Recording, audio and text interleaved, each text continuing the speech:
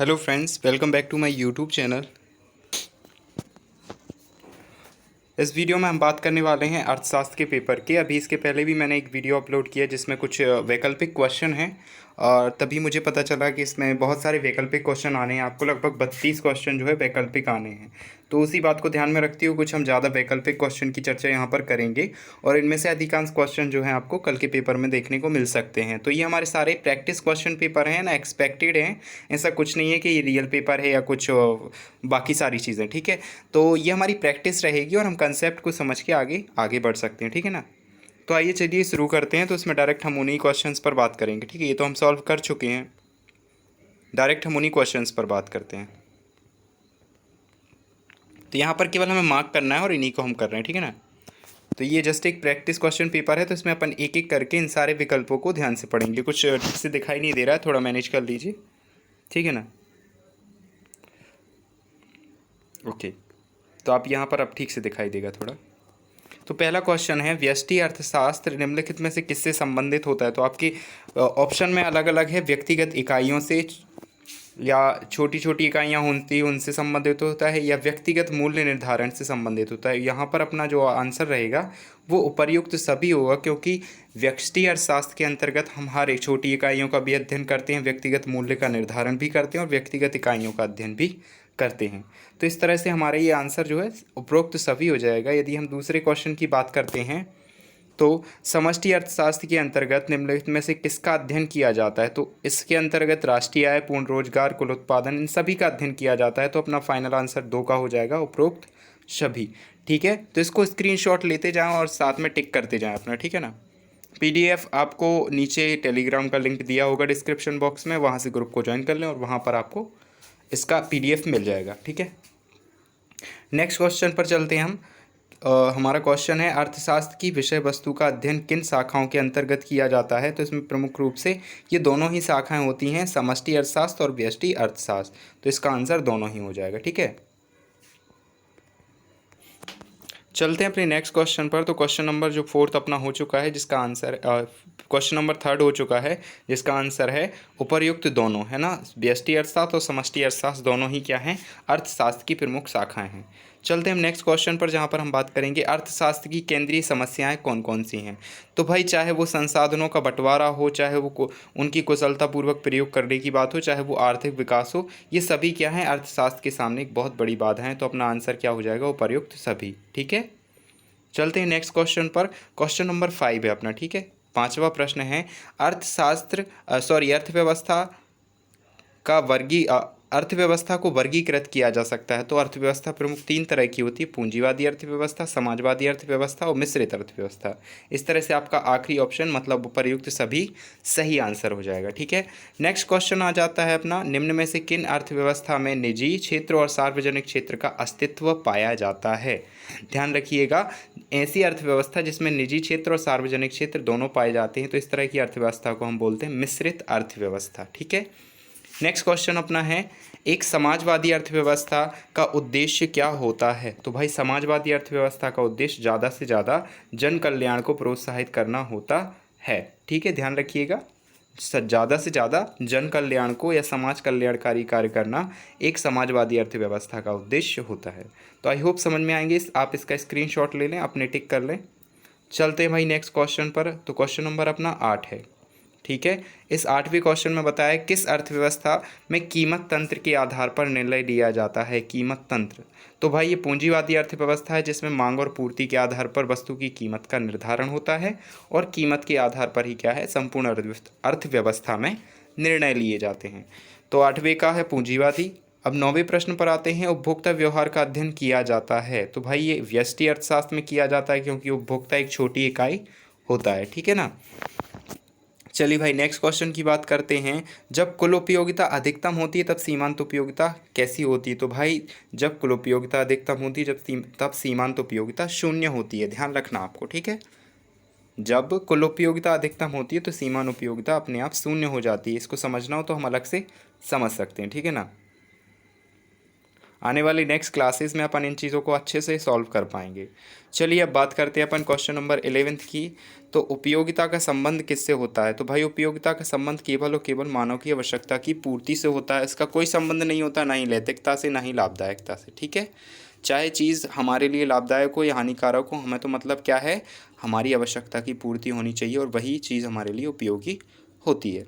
चलिए भाई next question है, किस वस्तु की मानवीय आवश्यकता की पूर्ति किसी वस्तु की मानवीय आवश्यकता की पूर्ति की क्षमता को क्या कहते हैं? तो भाई इसको हम क्या कहते हैं? उपयोगिता कहते हैं। क्या कहते हैं? उपयोगिता। तो क्वेश्चन नंबर 12 का आपका सी यानी सा नंबर का आंसर सही हो जाएगा। बात करते हैं नेक्स्ट क्वेश्चन की। तो एक वस्तु की सभी इकाइयों से प्राप्त होने वाली उपयोगिता के योग को क्या कहते हैं? ध्यान रखिएगा, उपयोगिता के योग को क्या कहते हैं? कुल उपयोगिता कहते हैं। ठीक है ना, जैसा नाम से ही क्लियर है, कुल उपयोगिता। चलिए भाई अब इसका स्क्रीनशॉट ले लीजिए, अपन चलते हैं नेक्स्ट क्वेश्चन पर। प्रश्न नंबर 14। तो 14वें प्रश्न में यहाँ पर आप देखें, ऐसी वस्तुएं जिनका एक दूसरे के बदले में प्रयोग किया जाता है क्या कहलाती हैं? तो भाई ऐसी वस्तुएं जिनका एक दूसरे के बदले में प्रयोग किया जाए वह स्थानापन्न वस्तुएं कहलाती हैं। क्या? स्थानापन्न वस्तुएं। जैसे चाय और कॉफ़ी दोनों आपस में स्थानापन्न है, मतलब चाय नहीं मिलती तो आप क्या है, कॉफ़ी पीकर भी काम चला सकते हैं। ठीक है। 15वें प्रश्न में आपको दिया भी है कि कॉफ़ी के मूल्य में वृद्धि होने पर चाय की मांग क्या हो जाएगी? तो भाई सिंपल सी बात है, देखो जब आप कॉफ़ी के मूल्य में वृद्धि होगी तो आप कॉफ़ी की मांग कम करने लगेंगे और कॉफ़ी की जगह पर चाय लेने लगेंगे, तो चाय की मांग क्या हो जाएगी भाई? बढ़ जाएगी। क्या हो जाएगी? बढ़ जाएगी। तो कॉफ़ी के मूल्य में वृद्धि होने पर चाय की मांग में वृद्धि हो जाएगी, यानी वो बढ़ जाएगी। ठीक है।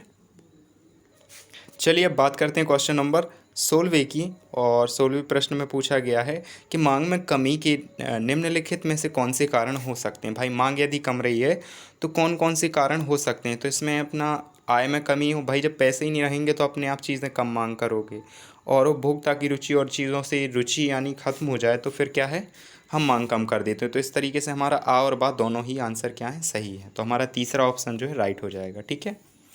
फिर आता है नेक्स्ट क्वेश्चन 17वां, मांग की लोच क्या है भाई? तो मांग की लोच किस तरह की अवधारणा है? तो ये एक मात्रात्मक अवधारणा है ना। मांग की लोच क्या है? एक मात्रात्मक अवधारणा है। जब कीमत में कोई परिवर्तन होता है तो उसका मांग पर क्या प्रभाव पड़ता है, तो ये मात्रात्मक अवधारणा है। ठीक है।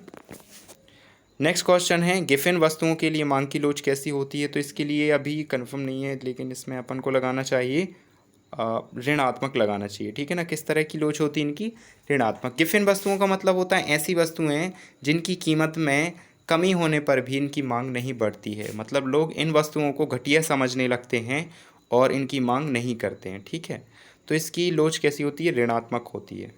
चलिए भाई इनका स्क्रीनशॉट ले लीजिए, अपन आगे चलते हैं 19वें के ऊपर। ठीक है। तो 19वां प्रश्न है, मांग की कीमत लोच कितने प्रकार की होती है? तो भाई ये 5 प्रकार की होती है। ठीक है। इनके नाम अलग अलग हैं, उस पर चर्चा नहीं कर रहे हम। मांग की कीमत लोच से क्या अभिप्राय होता है? तो भाई अब मांग की कीमत लोच का मतलब है कि किसी वस्तु की कीमत में परिवर्तन होने से के कारण उसकी मांग में कितना परिवर्तन होता है, यही क्या कहलाती है? मांग की लोच कहलाती है। तो इसका 20वें का पहला उत्तर सही हो जाएगा। ठीक है ना।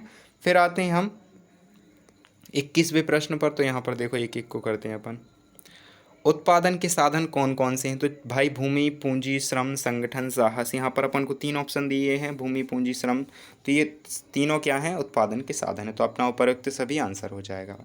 22वां प्रश्न है, वह कौन सा समय है जिसके दौरान उत्पादन के सभी साधन परिवर्तित किए जा सकते हैं? तो भाई वो अल्पकाल होता है। क्या होता है? अल्पकाल। अल्पकाल के दौरान हम उत्पादन के साधनों में परिवर्तन सॉरी रुक जाइए, इसमें लिखा हुआ है सभी साधन, ध्यान रखिएगा। 22वें प्रश्न में लिखा हुआ है सभी साधन। तो सभी साधन का मतलब है चाहे वो स्थिर हो, चाहे वो परिवर्तनशील हो। तो भाई ये दीर्घकाल होगा। क्या होगा इसका आंसर? दीर्घकाल होगा। एक लंबे समय में हम सभी साधनों को बदल सकते हैं, चाहे वो हमारी दुकान ही क्यों ना हो, चाहे वो हमारी लागत हो, चाहे वो हमारा ब्याज हो, चाहे वो हमारे मजदूर हों। तो दीर्घकाल इसका राइट ऑप्शन होगा। ठीक है। नेक्स्ट क्वेश्चन 23वां है, उत्पादन का सक्रिय साधन कौन सा है? तो भाई इनमें सबसे सक्रिय साधन श्रम है, जिसको आए दिन हम घटा भी सकते हैं, बढ़ा भी सकते हैं, है ना। ठीक है। तो सबसे सक्रिय साधन श्रम है। चलिए इसका स्क्रीनशॉट ले लीजिए, अपन चलते हैं नेक्स्ट क्वेश्चन पर। तो अब आते हैं क्वेश्चन नंबर 24वें पर। और यहाँ पर प्रश्न 24वां देखिए, निम्नलिखित में से कौन सा स्थिर लागत नहीं है? तो स्थिर लागत का मतलब होता है ऐसी लागतें जिसको आप एक बार खर्च करते हैं और जिसमें कोई परिवर्तन नहीं कर सकते।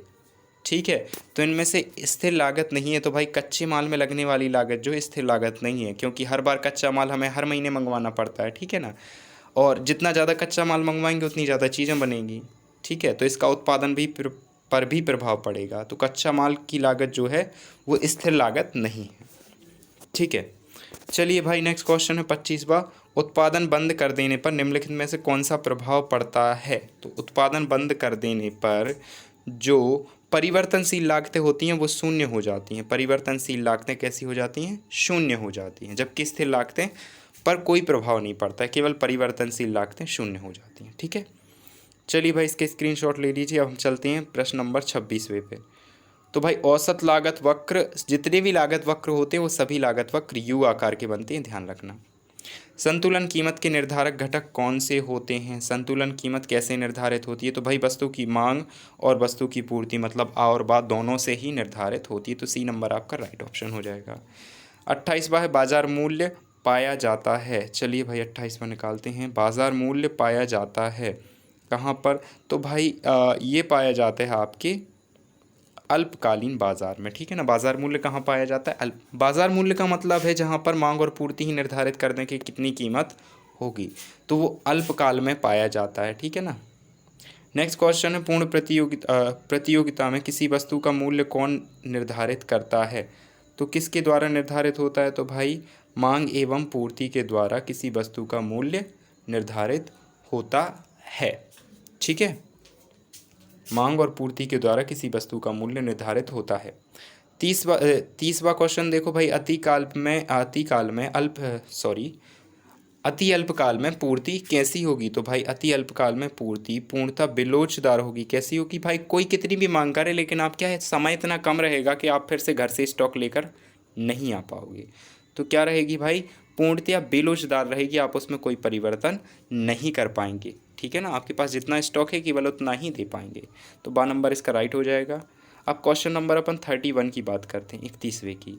तो सरकार द्वारा उच्चतम निर्धारित कीमत तय की जाती है। भाई किस लिए की जाती है। तो यह आवश्यक, सबसे पहली बात तो ये किन चीज़ों पर आवश्यक वस्तुएं हैं उन पर की जाती है। दूसरी बात यह बाज़ार कीमत से कम होती है। और तीसरी बात यह वस्तुओं को सामान्य लोगों की पहुंच में लाने के लिए की जाती है। इस तरह इसका आंसर जो उपयुक्त सभी हो जाएगा, ठीक है। नेक्स्ट क्वेश्चन और आखिरी क्वेश्चन है आपके इस पेपर का। तो वो क्वेश्चन है कि कृषि वस्तुओं के लिए कीमत निम्नतम सीमा को क्या कहते हैं। तो भाई इसको बोलते हैं न्यूनतम समर्थन मूल्य, एमएसपी बोल देते हैं, मिनिमम सपोर्टिंग प्राइस, ठीक है। तो आई होप आपको हमने ये 32 के 32 क्वेश्चन जो है इनको यहाँ पर किया, ठीक है। तो आई होप आप ऐसी उम्मीद करता हूँ भाई इनमें से कुछ क्वेश्चन जो है आपके पेपर में कल आ जाएं तो बहुत अच्छा होगा। तो इन सभी को आप पढ़ के जाइए और साथ ही साथ आप डिस्क्रिप्टिव क्वेश्चन की तैयारी भी करके जाइए। मिलते हैं नेक्स्ट वीडियो में अगले पेपर के साथ। साथ ही चैनल को सब्सक्राइब कर लें ताकि आने वाले एग्ज़ाम के लिए जो इम्पोर्टेंट क्वेश्चन है वो आप तक पहुँचा सकूँ। तो मिलते हैं नेक्स्ट वीडियो में। आई होप आपको ये अच्छा लगा होगा। अच्छा लगा हो तो इसको लाइक कर देना। थैंक यू आप सभी का।